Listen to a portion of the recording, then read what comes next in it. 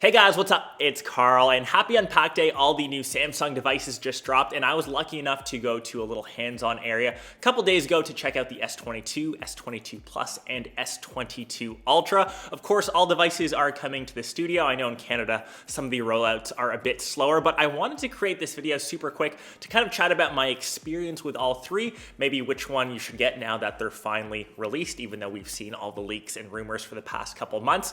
And we'll start off with the 22 Ultra because that's the one that I use the most. And I think that's the device that most people like to see just because it has the best kind of specs. And we'll start off with price first. And surprisingly, Samsung didn't raise the price of their devices, even though I think most things are just getting more expensive in 2022 with the rise in inflation. But it is the same as last year. So $1,200 or $1,199 for the base model S22 Ultra. In Canadian, I believe that's around $1,649. I know that our conversion isn't always the greatest. And that gets you 8 gigs of RAM with 128 gigs of storage. You can bump up for an extra $100 to 256 gigs. Or if you want the top spec, and that comes with 12 gigs of RAM and 512 gigs of storage, that's just under $2,000 Canadian. So I know really expensive. My recommended spec or one to get for the Ultra is always the base level option. You don't really notice the difference with that 4 extra gigs of RAM. Plus we have the new processor inside depending on which region you're from, the new Snapdragon 8 Gen 1 chip or the new Exynos processor. So really the only key difference you need to kind of think about is the storage option. Is 128 gigs enough for you, because you no longer have the option for a micro SD card slot, which has kind of been the case for the past couple years. More importantly, in my opinion, you've got the 4 different color options to choose from, and that really depends if you tend to rock your phone naked without a case. You'll really notice that. So we've got the Phantom White, Phantom Black, as well as the new Burgundy and Green. Always great to see that Canada this time around actually gets all 4 colorways. I was in love with the Green. It's just a bit different. Obviously, Burgundy is a new color option, or if you just want to keep it safe, either the Black or White will kind of do you well. In terms of overall build, it's what you'd expect from a device over $1,000. So you've got glass on both sides in a matte finish, which is actually different from the S22 Plus and the standard S22, which we'll get to in a second. Of course, the metal housing around the outsides, slightly curved glass, but not too much. And you've got both the volume rocker and on and off button on one side and the USB-C port on the bottom. And as a little note, that is 45 watt fast charging on both the Ultra and Plus model compared to the standard 25 watts on the S22 model. Of course, across all 3 devices, still limited to 15 watt of wireless charging. And on the Ultra model, you are getting 5,000 milliamps of juice, so a nice big and beefy battery should easily be able to last you the entire day. And the last little piece of hardware on the Ultra model that I think we all saw on the leaks and rumors was the S Pen, which is now included just on the Ultra model. So you cannot get that on the Plus or standard S22. And I'm not too sure if Samsung is cannibalizing into the Note sales. I feel like both of these devices are very, very similar now. And obviously the N22 Ultra will be launching later in the year, but it'll be interesting to see what the differences are between the Note series now and the S22 Ultra, because now the only difference before was the S Pen. You have a very similar display, usually the exact same camera module. So maybe Samsung has something up their sleeve for the Note series still. But in terms of the S Pen, it's pretty much the exact same experience that you get from, I guess, most Samsung devices with the S Pen now. As a little note though, a little pun on words, the S Pen is typically color matched to the body of the phone, but now it doesn't really matter which phone color you get, whether it's the white, the black, the green, or the burgundy, the S Pen will still be black. But you still get all of the key benefits of the S Pen, which I sometimes find a bit overrated. I tend to use the S Pen the most when I get a new Note device or when I get a new Samsung device, and I find that with time I use it less and less. But maybe the thing that I'd use it the most for is maybe taking selfies. So it's great to set your device or your phone further away on a tripod and just kind of snap away with the S Pen to take those selfies. If any of you have extra uses or actually use the S Pen more, let me know. But it's just nice to see that it's coming to the S series. And like I said, I'm just not too sure what the difference between the S22 Ultra and the Note 22 Ultra will be down the road. I guess time will tell.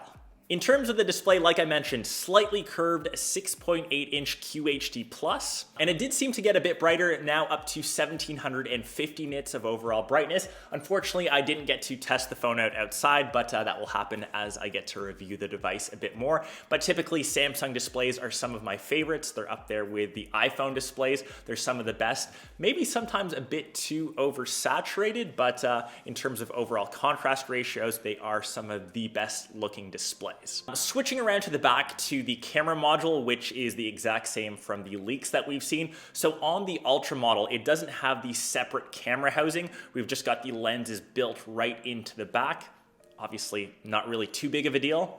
We've got the quad camera setup with the 108 megapixel main, so that's the wide sensor. I think some of the leaks were pointing towards a 200 megapixel sensor, but yeah, the 108 megapixel wide, the 12 megapixel ultra wide, and the two 10 megapixel telephotos. You can still get all the way up to that 100 times space zoom, so even while quickly testing that out, going up to that zoom range, you still get quite a bit of grain. I wouldn't typically recommend it. It still gives you that option all the way from ultra wide to that 100 times zoom.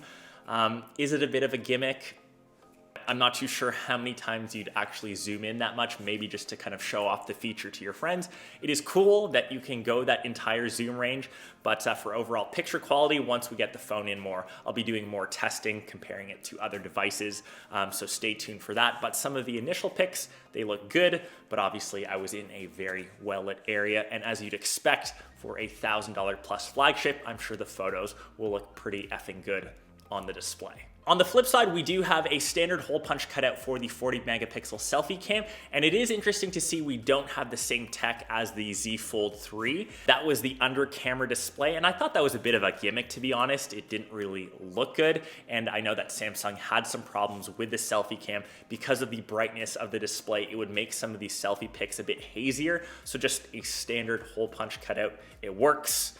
It's not a notch. And yeah, it kind of is what it is, and it just really works well. And in terms of the overall experience, in that time that I was testing it for around an hour and a half, it was quick, it was snappy. Like I said, I was using the base level option with just the standard 8 gigs. It is built around the new Snapdragon 8 Gen 1 platform. So I did get to test that out in Hawaii for the Snapdragon Tech Summit conference. It was great. Obviously the benchmark scores performed really well. It's the next gen in the Snapdragon line.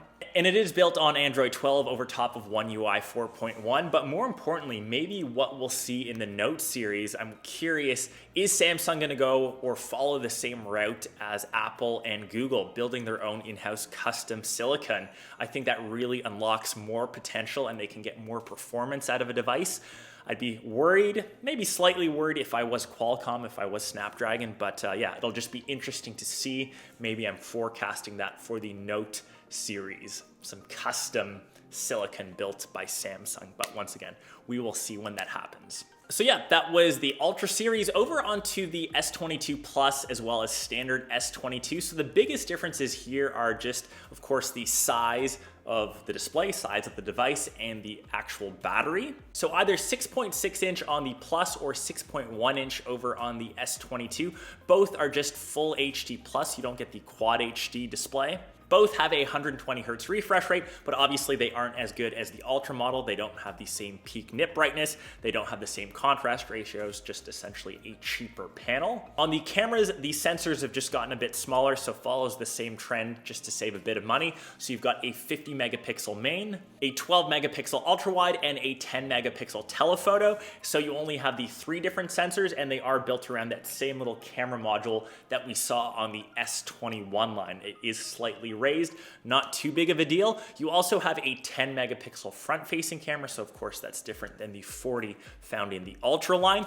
I will note though, for build quality, they still decided to keep the Plus models in glass, which was different actually than the S21 series, where that was actually made out of plastic. So it does still have a premium feel, but both of those finishes are glossy, so it does collect a couple extra fingerprints, and they are also available in a couple different colorways as well. So the S22 Plus you can get in the black, white, green, and pink gold. So I think the burgundy is the limited edition color for the Ultra series, and that goes for the same on the S22 line. So the pink gold, or I guess rose gold, is replacing the burgundy option. Silicon-wise, you can get the S22/S22 Plus in the same option, so 8 gigs of RAM with either 128 or 256 gigs of storage. Battery-wise, 3,700 milliamps in the standard versus 4,500 milliamps on the S22 Plus. And like I mentioned, the wired charging rate is 45 watts on the 22 Plus and just the standard 25 watts over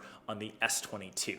Both are still built around the Snapdragon 8 Gen 1 platform, so honestly, performance across all three devices are very similar. They're all very quick, all very snappy, and if that's the only metric that you're looking at, obviously you'd lean towards either the S22 or 22 Plus. Really, the only reason to get the Ultra, for me anyways, is the battery life, just having that extra 5,000 milliamps of juice, and of course, if you are into the camera module is just a lot better, and I guess now you can include, if you are an S Pen fan, that would be a reason to sway you in the S22 Ultra direction. All three devices, just to kind of round off, are IP68 water and dust resistant, as well as the S Pen on the 22 Ultra. So yeah, and that kind of wraps up my overall impressions of all three devices. Like I said, I'd lean towards the base model of the 22 Ultra, but if you don't need the camera, if you don't need the S Pen, if you just want it for performance, probably the standard S22 I think is fine for most people. I am happy and honestly a bit surprised that Samsung didn't increase the prices. I guess that kind of matters where you live. I know we do get shafted with our Canadian dollar here. Some of the conversion rates are pretty awful. But yeah, let me know down below in the comments which device you are interested in grabbing. And let me know for my in-depth review once I get review units actually in hand. I will test them out more. So if there's anything you want to see, leave it down below. Hopefully you guys enjoyed this first look, and I'll catch the rest of you in one of my next vids. Peace!